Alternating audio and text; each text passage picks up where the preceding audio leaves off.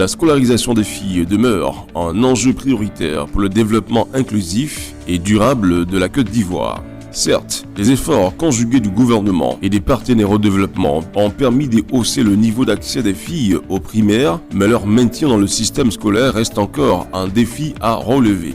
Financé par Affaires mondiales Canada et mis en œuvre conjointement par le ministère de l'Éducation nationale et le Fonds des Nations Unies pour la population, UNFPA, le projet Droit à l'éducation inclusive et maintien des filles à l'école veut renforcer l'accès des jeunes filles à l'éducation à travers une approche transformatrice qui touche les facteurs de vulnérabilité sociale, économique liés aux inégalités de genre et la non-valorisation des filles par rapport aux garçons dans la société. Ainsi, les synergies sont créées avec les parties prenantes du gouvernement, de l'UNFPA, des associations, des coopératives et des ONG à travers tout le pays pour créer un maillage qui touchera les localités les plus reculées où ce fléau est le plus récurrent.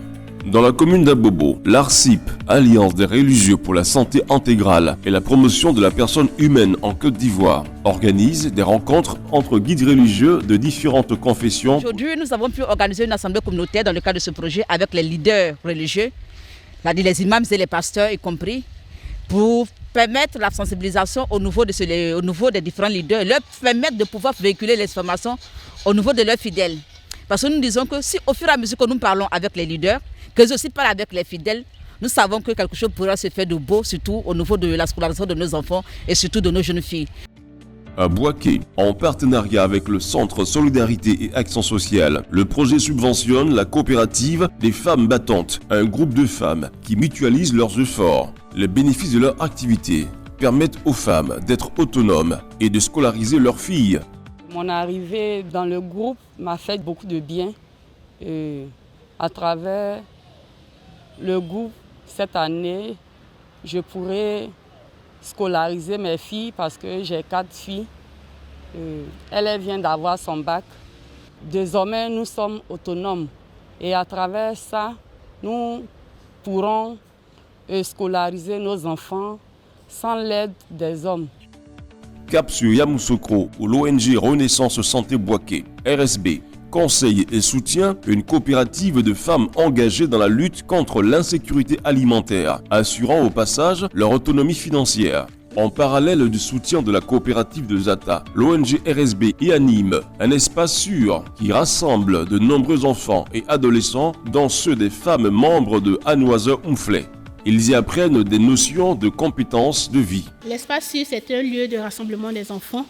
Et c'est un cadre de renforcement des capacités des enfants avec lesquels nous travaillons. Nous focalisons sur l'encadrement des jeunes filles qui vont à l'école pour que surtout on les encourage à pouvoir avoir des aptitudes, à pouvoir aussi continuer les études. Dans la même dynamique, un autre espace sûr communautaire se tient chaque semaine avec les adolescents dans le village de Pambakro pour discuter des questions de planification et de santé sexuelle. Nos dévanciers nous ont parlé des méthodes contraceptives ici à l'espace sûr.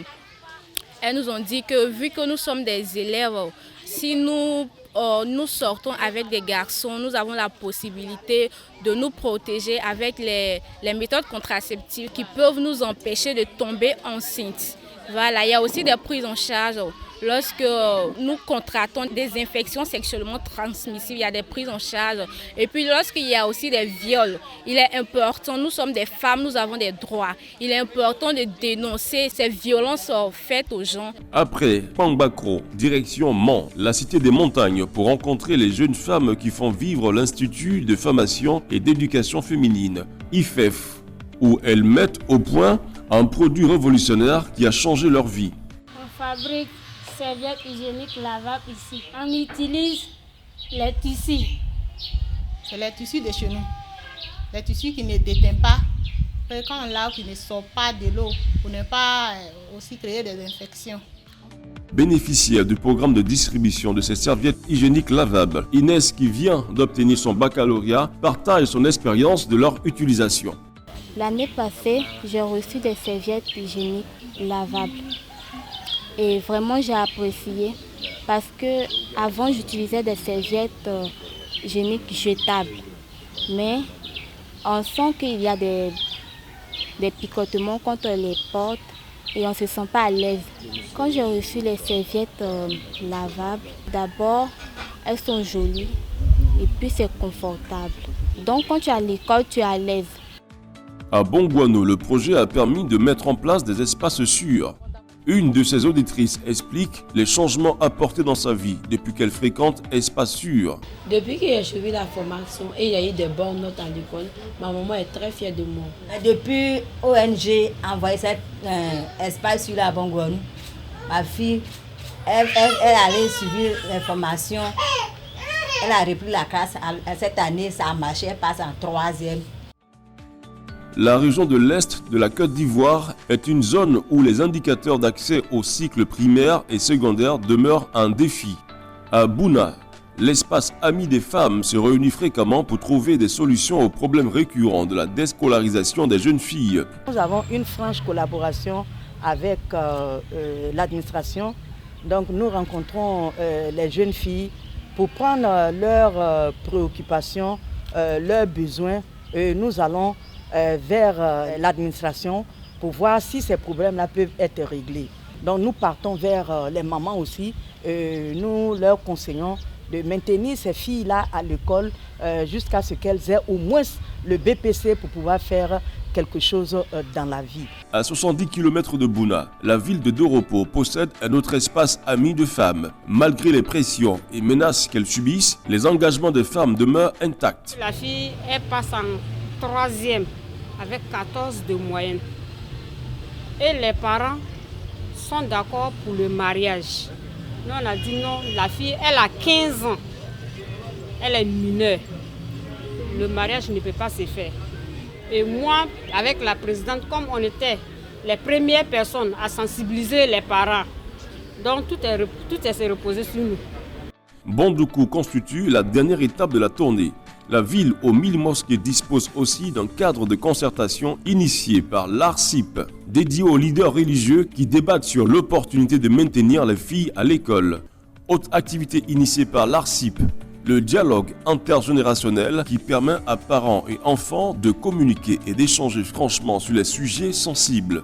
Lorsque nous rentrons dans une famille et qu'on constate que l'enfant ne va pas à l'école, on utilise la communication parents-enfants pour échanger avec cette famille. Lorsqu'on constate qu'une fille ne va pas à l'école, c'est de parler avec les parents l'importance de l'école. C'est de remettre, si cette fille ne va pas à l'école, de l'intégrer dans le tissu social afin que cette fille devienne pour nous un élément capitalisateur, une émancipation pour nous. Comme nous, aujourd'hui, nous partons à l'école, nous savons lire, c'est l'importance de l'école que nous donnons aux parents. On voudrait pour nous une fille qui ne va pas à l'école parce qu'elle a envie d'aller à l'école, mais puis surtout son métier, d'où elle peut devenir ophtalmologue un jour, ministre comme nous, et pourquoi pas relais communautaire. Le projet droit à l'éducation inclusive et maintien des filles à l'école a été lancé en décembre 2019. À ce jour, les nombreuses actions qui ont été posées commencent à porter leurs fruits. La revue à mi-parcours du projet permettra de donner des orientations pour accélérer la mise en œuvre du projet et capitaliser ses impacts.